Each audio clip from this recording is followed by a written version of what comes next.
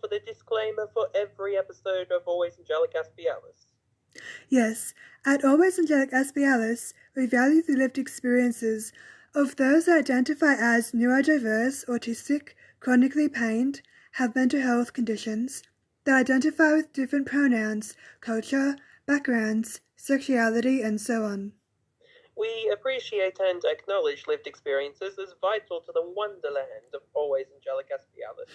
However, our experiences may be different from those who have different experiences, and our advice, experience, stories, personal mantras, etc. do not replace medical or diagnostic information. We are not therapists, counsellors, or doctors. However, we hope you find another episode of Always Angelic Aspie Alice helpful. We welcome everybody to be, live, thrive, and belong as different, not less.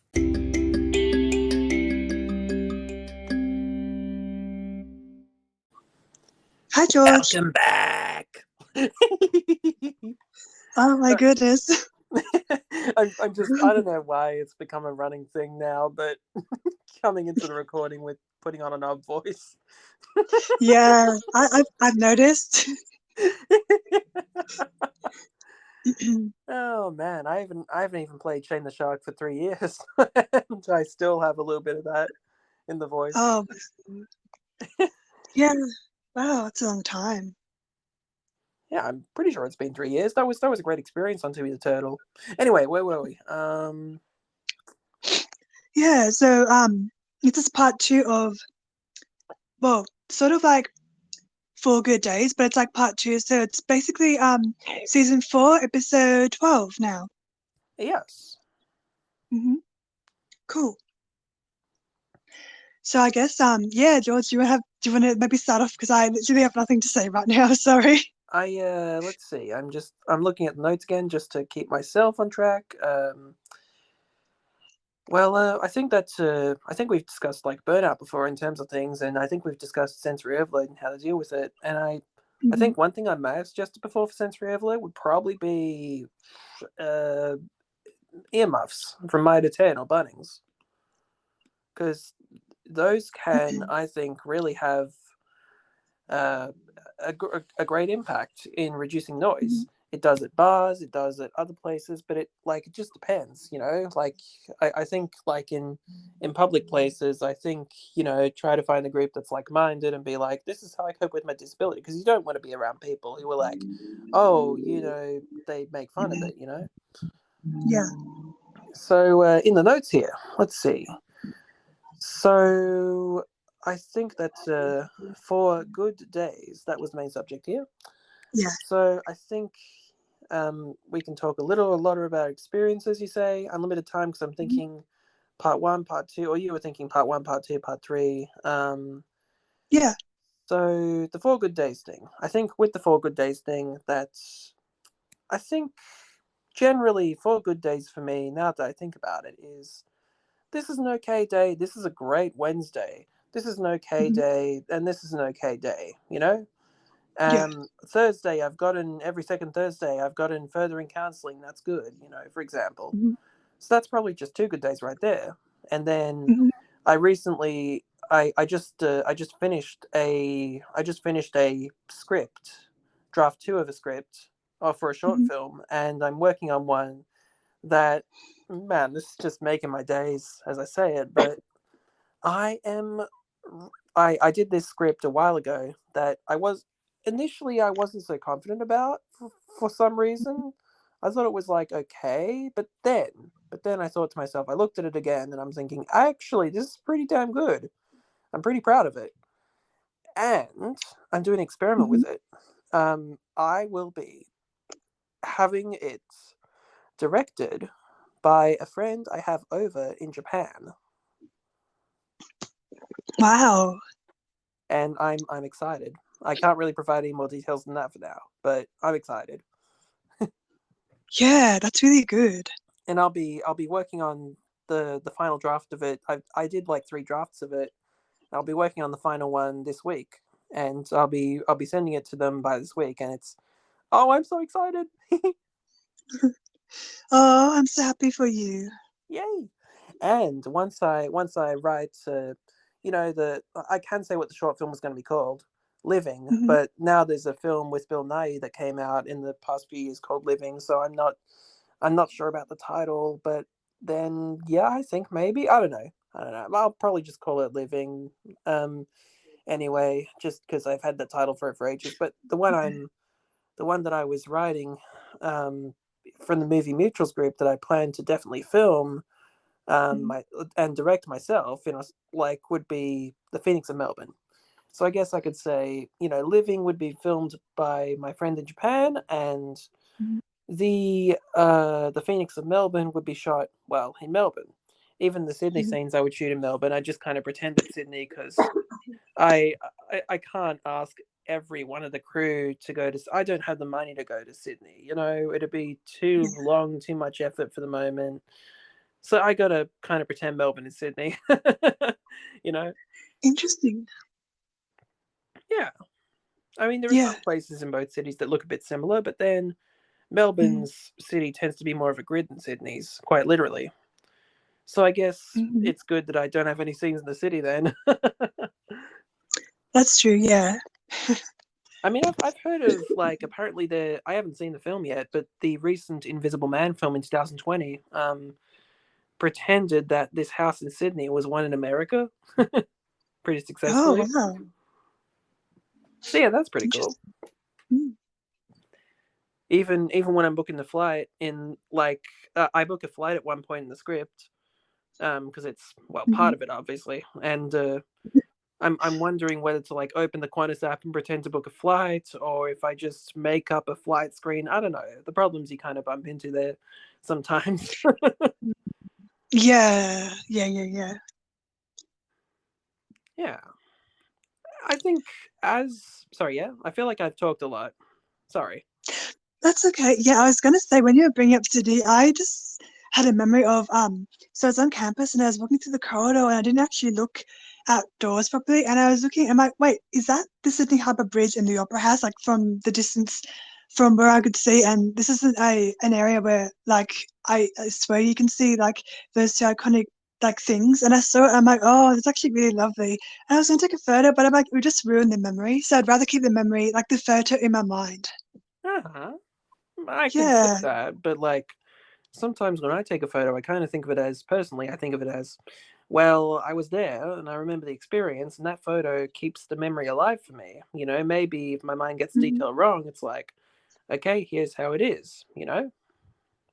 Yeah, that's true. Maybe next time I'm in that corridor, I'll take a photo. I just felt like the moment might have been ruined by it, and I thought, when I first saw it properly and I really had a good look, and I'm like, oh, that is the bridge, and it is the opera house, and you could see the skyline as well. I'm thinking, oh, I don't want to take a photo right now. I feel like I just want to kind of savor the moment. It felt magical. Right. Yeah. Yeah. I mean, I think one thing I regret not doing in Sydney is not taking a cruise under the Harbour Bridge, for example. I never really did that. But then I have been, I've driven over the harbour. Well, not myself. I've been in the car and been driven over the Harbour Bridge, I think in an Uber or something. And I've definitely been in the Harbour Tunnel at least once in my lifetime. But I think I've also been in the Opera House. So that's pretty cool. I saw the Phantom of the Opera there. And that was an experience to remember, certainly. A bit sensory overloady at times, though. Yeah, for sure. There's literally, relatively early on into the play, there's a chandelier they set up at the ceiling of the Opera House where they were performing it beyond the stage. None of the actors went beyond the stage, into the crowd or anything. Some of them went beyond the stage, but it was just kind of, around the area where the orchestra would be in the pit below, not really in the audience. But early on into the play, the one character cuts down a chandelier. And when this happens, this big ass chandelier just drops almost straight onto the audience, and it really does drop. Really? And it's freaking huge. I thought it was going to get me. I was like, what the and I realized, Oh, wow. I stopped myself there because I realized this is a PG podcast a lot of the time. We can swear as long as we use replacement words. Like I can say, what the fudge or something, you know? Well, yeah, I mean, really, I was like, what the fuck? And then I just cut myself off when I realized, oh, that's the light, the thing. Yeah. Yeah. So I'm just wondering, yeah. I guess I mean we can even bring up other stuff. It doesn't have to be necessarily about 4 good days. I just felt like it'd be good to kind of have a foundation in that theme every now and again. But like, yeah, if you want to share something else, you can as well. Yeah, like a springboard of sorts, I think. Mm-hmm. That's great, Mm. you know, and I can also mention about the Phoenix and Melbourne. Like, even though I think I'm gonna need to put it through a draft 3, like, I got someone who said like that they really loved the script, and I got I'm laughing thinking about it because there was some troll who just I'm not gonna name names of this troll, but basically there was some troll who just gave a nonsensical note to this script, and I just laughed the more I think about it because like this script is about it's autobiographical. It could potentially be triggering this script actually Yeah. because it deals with the subject of emotional abuse. Mm-hmm. And a lot of it is like sort of a monologue over visuals in a way, but then some scenes of emotional mistreatment and such, you know. Yeah. And I based it all on stuff that happened to me, basically. Except there's like Mm-hmm. one animated sequence in the mind that is symbolic that I'm really proud of putting in there.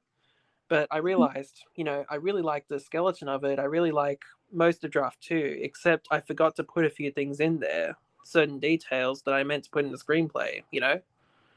Mm-hmm.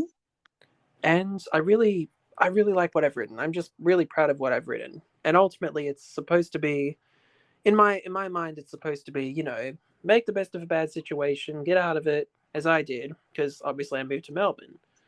Yeah. And yeah, it's I wanted the lesson really to be that abuse isn't just physical stuff. It can also be emotional and stuff. Yeah, yeah, that makes a lot of sense. And like I relate to that as well. Like I've learned over the years, especially the past couple, yeah, abuse can also be emotional. I've also learned what gaslighting means, like properly, not just like in like social media, but like what it actually is in real life. Like when someone does that to you, it's not very nice. Mm. Mm, I was wondering. Sorry. I thought in my mind only jokingly when I thought this, but I wasn't sure if it was bad taste to joke like, oh, gaslighting's not that bad, but I clearly wanted that to be a joke. I just want to be clear, gaslighting is terrible, actually.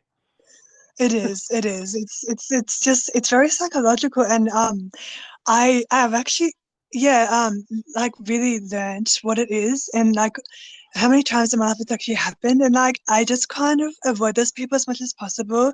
And even if I can't, you know what I do? I just take my antidepressant, or I just remove myself from the environment, try and have an escape that's a positive thing. Like maybe read a good book, maybe write some of my book that I'm trying to write, like I'm trying to write a novel. It's kind of half autobiographical, Uh-huh. but it's just like I got those like strategies to help me. But like, you know what? Sometimes I've actually just had a good cry if I just don't know what to do. And honestly, crying is so good. Uh-huh. Yeah, I think, yeah, it's extremely healthy to have a cry, and to have Yeah. just to let things out.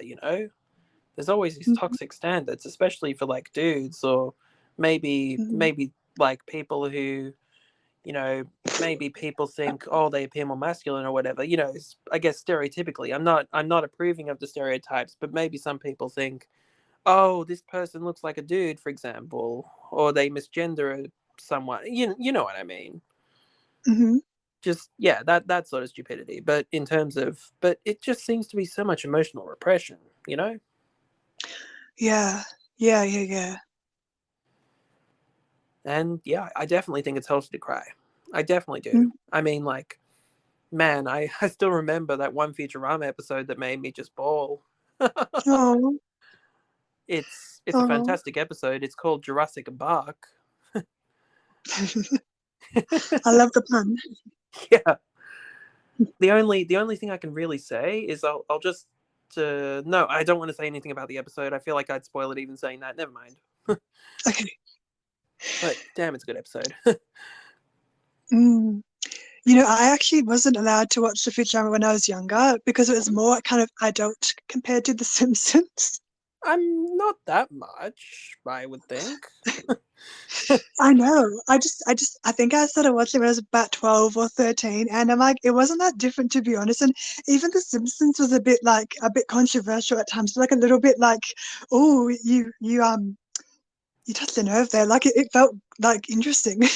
Yeah, exactly. It's like, oh, this is so taboo for my, like when I was 12 and I first watched The Terminator, and there's like one scene where the Terminator's fixing himself, but it looks quite rather gruesome, and I'm like, oh, I'm 12 and I'm getting to see this. These are cool effects.